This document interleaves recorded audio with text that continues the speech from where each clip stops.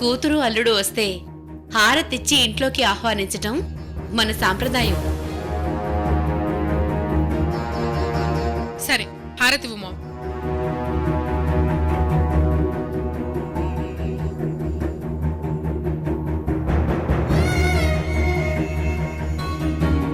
కన్న కూతుర్ని నేనుండగా నన్ను వదిలేసి నువ్వు ఇలా అర్పితకి భోజనం తినిపించడం నేను తట్టుకోలేకపోతున్నాను. తట్టుకోలేకపోతే తల కొట్టుకొని గింజుకో.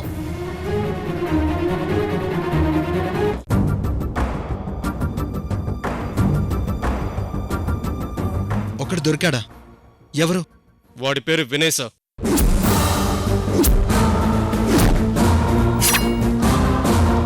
But bad luck sir. వాడు అసలు వాడిని చూపిస్తానంటే వాడిని తీసుకుని వెళ్తున్నాం సార్. దారిలో తప్పించుకుని పారిపోయాడు సార్.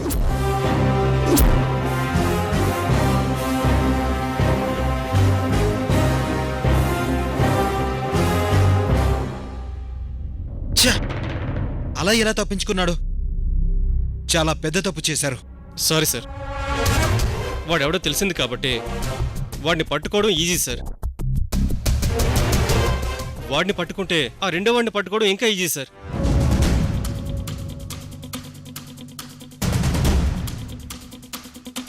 ఎట్టి పరిస్థితుల్లో వాళ్ళిద్దరినీ పట్టుకొని తీరుతాం సార్.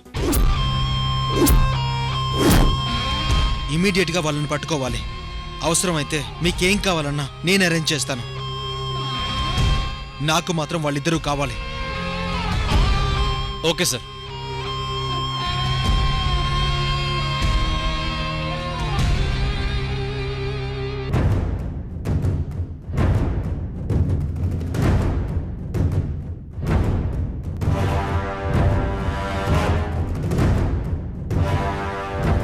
బావా, అది మీ చెల్లికి చెప్పకుండా వచ్చేసాను. నేను ఎక్కడికి వెళ్ళానని కంగారు పడుతూ ఉంటుంది. వెళ్ళొస్తాను బావా. సరే.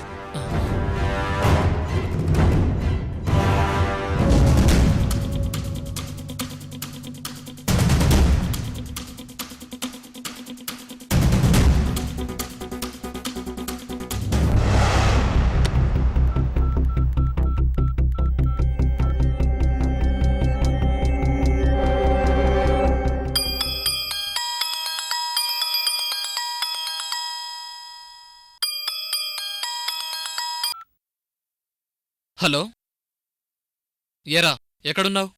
అర్జెంటుగా నేను నిన్ను కలవాలి. ఎక్కడున్నావు చెప్పు, నేనొస్తాను. నీతో ఒక డీల్ మాట్లాడాలి. డీలేంటి? వస్తే చెప్తా. అడ్రస్ చెప్పు.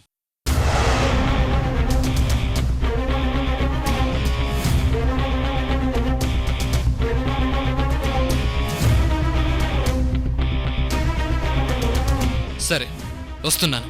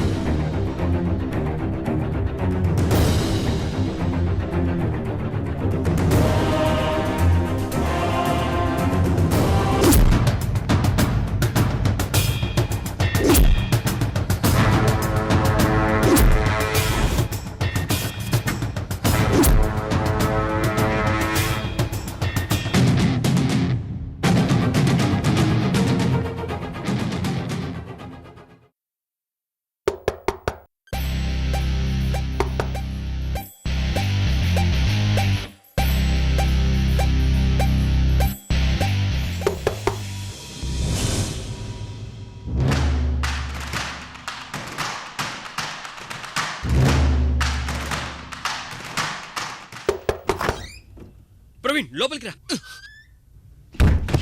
You idiot! నన్ను పోలీసులకు పట్టిస్తావా? చంపేస్తాను నిన్ను. చాలే కాపు.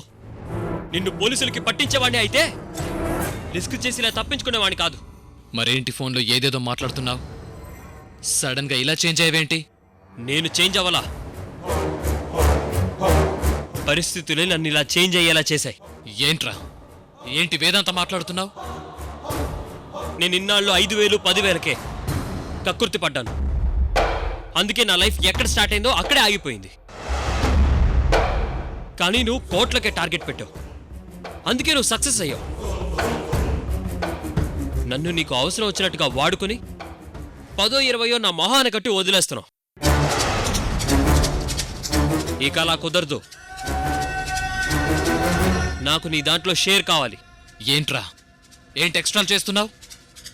చిల్లర నుంచి షేర్ వరకు వచ్చావేంటి? ఏం చేయను? ప్రపంచం ఫాస్ట్గా పరిగెడుతుంది. ప్రపంచంతో సమానంగా పరిగెడితేనే విలువ అని ఇప్పటికి తెలుసుకున్నాను. అయితే ఇప్పుడు ఏమంటావురా? ఏమంటావు? నీకొచ్చే దాంట్లో నాకు షేర్ కావాలి. నీకు 60, నాకు 40. షేర్ ఇవ్వకపోతే? నువ్వు చేసినవి మామూలు తప్పులు కాదు. ఒక పెద్ద ఫ్యామిలీ ఆస్తి కొట్టేయడానికి వాళ్ళ కూతుర్ని ట్రాప్ చేసి పెళ్లి చేసుకున్నావు. ఒక పెద్ద ఆఫీసర్కి కంటి చూపు లేకుండా చేశావు. ఈ నిజం తెలిసిన ఏకైక వ్యక్తిని నేనే. ఈ విషయం మీ వాళ్ళకి చెబితే నీ పరిస్థితి ఏంటో నీకు బాగా తెలుసు అనుకుంటాను. ఏంట్రా నన్నే బ్లాక్మెయిల్ చేస్తున్నావు? బ్లాక్మెయిల్ కాదు, నీకొచ్చిన అవకాశాన్ని నువ్వు యూజ్ చేసుకుంటున్నావు, నాకొచ్చిన అవకాశాన్ని నేను యూజ్ చేసుకుంటున్నాను.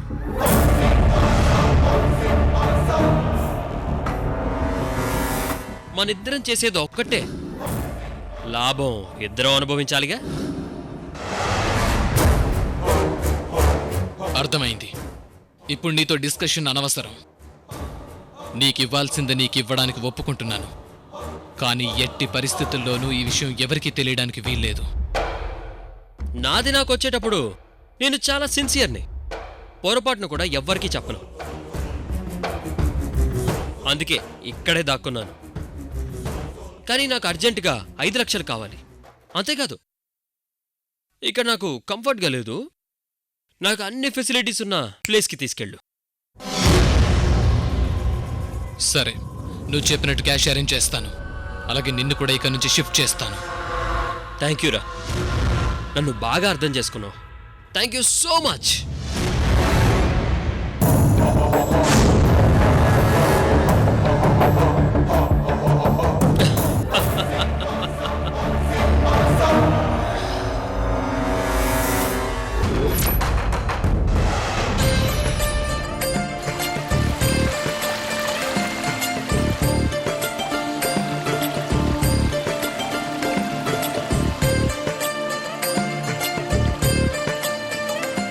ఈ బండి మీద పాల్గొని ప్రియం వద వెళ్తుంటే ఒకరినొకరు టచ్ అవుతారు.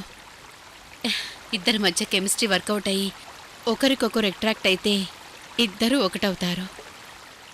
అల్లుడు, నా కూతుర్ని నిన్ను ఈ బండి మీద షికారుకు పంపించే ఏర్పాట్లు చేస్తున్నాను. వెళ్ళి ఎంజాయ్ చేయండి.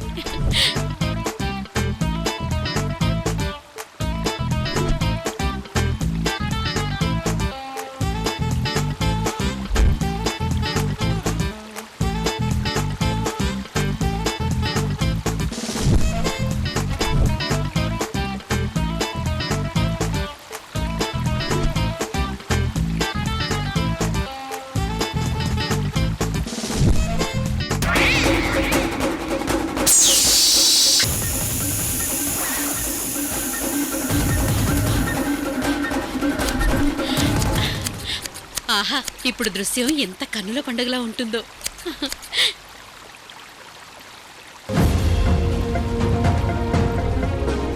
షిట్, కాలిపోయింది. మామ్, ఏంటమ్మా? టైర్లో గాలి లేదు. అయ్యయ్యో, పంచర్ అయిందేమో. నేను అర్జెంట్గా హాస్పిటల్కి వెళ్ళాలి. ఆపరేషన్ ఉంది. ఇప్పుడు ఎలా? అయ్యయ్యో, ఇప్పుడు ఎలా వెళ్తావు? అల్లుడు గారు, ఏమైందండి? అల్లుడు గారు, మా ప్రియం వద్ద అర్జెంటుగా హాస్పిటల్కి వెళ్ళాలట. ఆపరేషన్ ఏదో ఉందట. అయితే నేనేం చేయాలి? ఆ, మీరే ఎలాగైనా తీసుకెళ్ళాలి అల్లుడు గారు. నన్ను ఎలా తీసుకెళ్ళమంటారు? అదిగో మీ మావయ్య గారి బండుంది. రన్నింగ్ కండిషన్లోనే ఉంది బాబు. బైక్ మీదనా? నేనా? పాల్గొని గారితోనా? వద్దు మామ్, నేను క్యాబ్లో వెళ్తాను.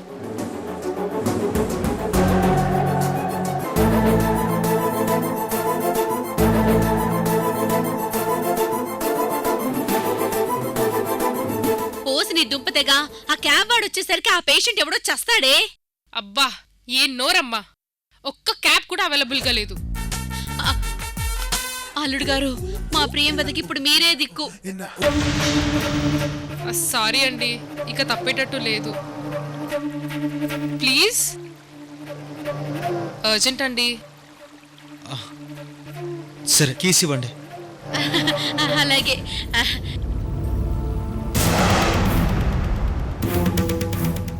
రెడీగా పెట్టుకున్నావా తల్లి? అంటే ఇప్పుడే బండి క్లీన్ చేశానమ్మా. అబ్బా, సిచ్యువేషన్ కి తగ్గట్టు ఎంత బాగా అరేంజ్ చేస్తావమ్మా నువ్వు. ఇదిగో బాబు. పాల్గొన్ గారు ప్లీజ్.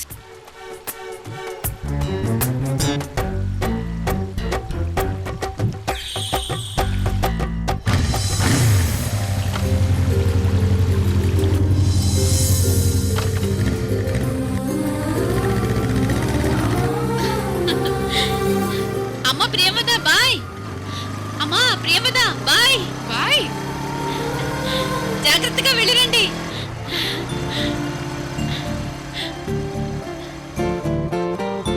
ప్రియంవదని బైక్ మీద తీసుకువెడుతుంది ఎవరండి? నా కూతుర్ని ఎవరు ఎందుకు తీసుకెళ్తారు? మా అల్లుడు గారే. ఏంటి అతను మీ అల్లుడా? ఏ ఎలా ఉన్నాడేమిటి? ఈడు జోడు చాలా బాగుంది.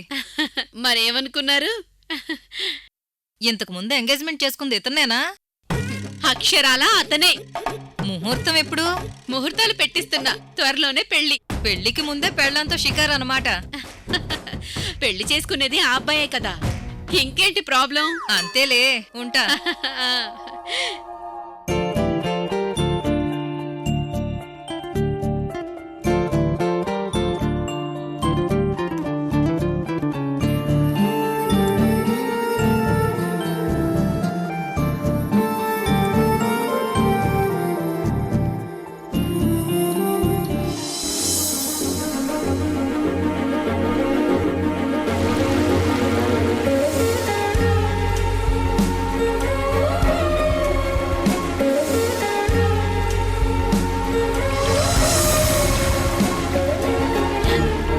ఎంత ఆనందంగా ఉందో నాకు.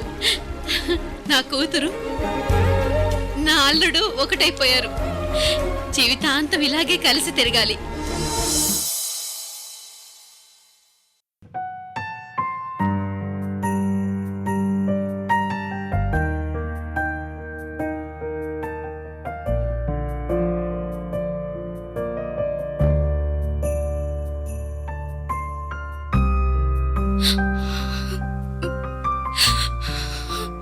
ఆశ జరిగిందాన్ని తలుచుకుని బాధపడుతున్నట్టుంది.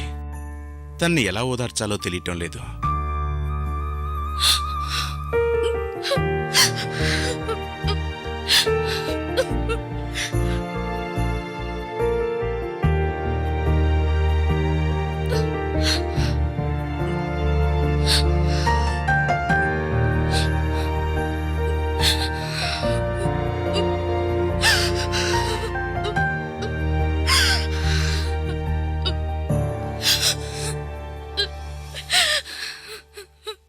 ఆశ, జరిగిపోయిన దాన్ని తలుచుకొని ఎంతకాలం బాధపడతావు? దాన్ని మర్చిపో. ఇదిగో, కనీసం పాలైన తాగు. ఎలా తాగలమ్మా? అన్ని సవ్యంగా జరుగుంటే ఈ పాటికి నేను అమ్మనయ్యేదాన్ని. కాని అర్పిత వల్ల నా తలరాత నీటి మీద రాతయ్యింది.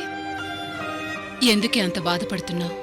నీ మొగుడేం ముసలోడు కాదు, నీకు వయసైపోలేదు. త్వరలో నీ కడుపు మళ్ళీ పండుతుంది. అంటే ఏంటమ్మా? నా గర్భం పోయిందని నేను బాధపడకూడదా? నేనలా అనలేదాశా. నువ్వు బావుంటే మళ్ళీ పిల్లల్ని కనే అవకాశం ఉందంటున్నాను. నువ్విలా అన్న నీళ్లు మానేసి కూర్చుంటే నీ కడుపు ఎలా పండుతుంది? జరిగిన దాన్ని నేను మర్చిపోలేకపోతున్నానమ్మా.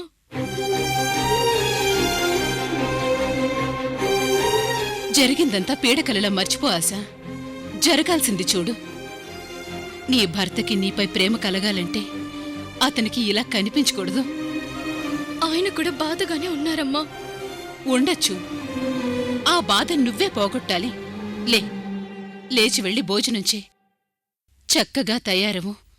నీ భర్త కంటికి అందంగా కనిపించు. అప్పుడే నీ బిడ్డ మళ్ళీ నీ కడుపున పడతాడు.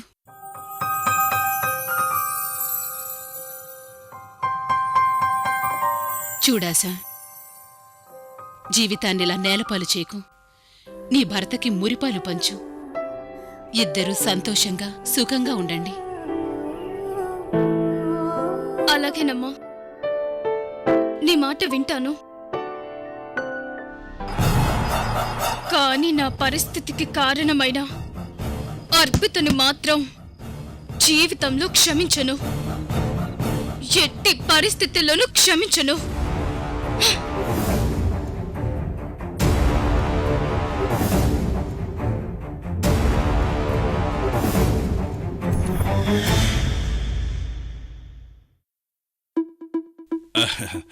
ఏంటి కూతురికి పాలు మురిపాలు అంటూ లెక్చర్ ఇస్తున్నావు? మరి నీ మొగుడికి అవేం లేవా? చాలే ఊరుకోండి. ఈ వయసులో సరసాలేంటి? పిచ్చిదానా, వర్షానికి సమయం, సరసానికి వయసు ఉండవు. మబ్బు పడితే వర్షం, మనసు పడితే సరసం. మహానుభావా, ఆ పిల్లని ఓదార్చడానికి ఏదో చెప్పాను. దాన్ని మీరు వంట పట్టించుకోకండి. అంటే మొగుడుతో ఎలా ఉండాలో కూతురికి చెప్పడమేనా, నువ్వు ఆచరించడమేమైనా ఉందా? బా, నన్ను వదిలేండి స్వామి. అవతల నాకు చాలా పనులున్నాయి. బా, చెయ్యి వదలండి. నేను పట్టుకోలేదే.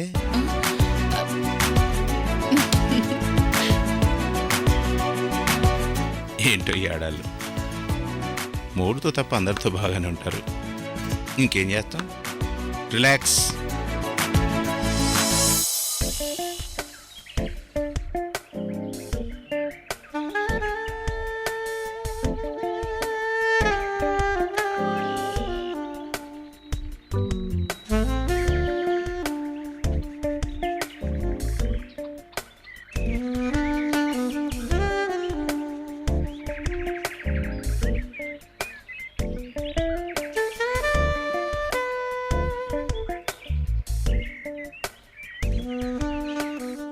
వదినా, ఉమ్, నీ దత్తపుత్రిక దత్తల్లుడు ఏరి? ప్రియంవద, అర్పిత, పాల్గొన్ పార్క్కెళ్లారు. ఓహో, ఐకమత్యంగానే వెళ్ళారన్నమాట. ఏమిటో విశేషం? అక్కడ అర్పిత వీళ్ళకి యోగా నేర్పిస్తుందట. ఆహా, అలాగా. వదినా, మనం మాట్లాడుకోవాల్సిన విషయాలు చాలా ఉన్నాయి. ముందు నీ చేత్తో కమ్మని కాఫీ పట్రా. హా. ఎరా, నీకూడా కావాలా? నాకొద్దు పెద్దమ్మా. ఉమ్. ఏంటి నాన్న, కాఫీ కూడా అడుక్కుంటావు? రేయ్, పక్కోడిచ్చిన సిగరెట్టు, పరా ఇంట్లో తాగిన కాఫీ ఎంత బాగుంటాయో నీకేం తెలుసురా కుర్రవెదవా.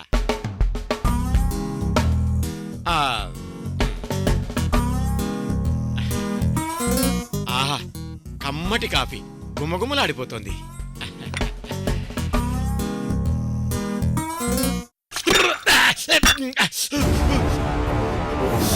అబ్బో, కారం కారం కారం, మంట, కారం.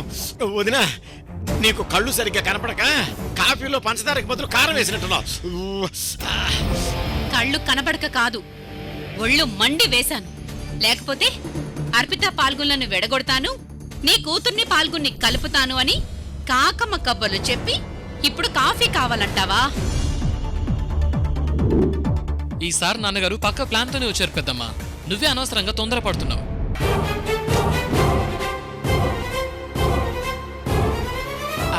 అవును వదినా, నా దగ్గర చక్కటి ప్లాన్ ఉంది, విను.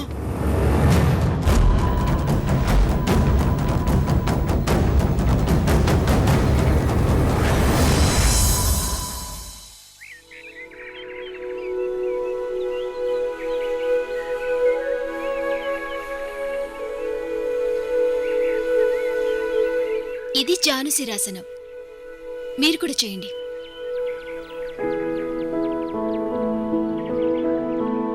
శ్వాస తీసుకుంటూ 2 చేతులు పైకెత్తి శ్వాస వదులుతూ నెమ్మదిగా మీ తల మోకాల వైపు పెట్టాలి.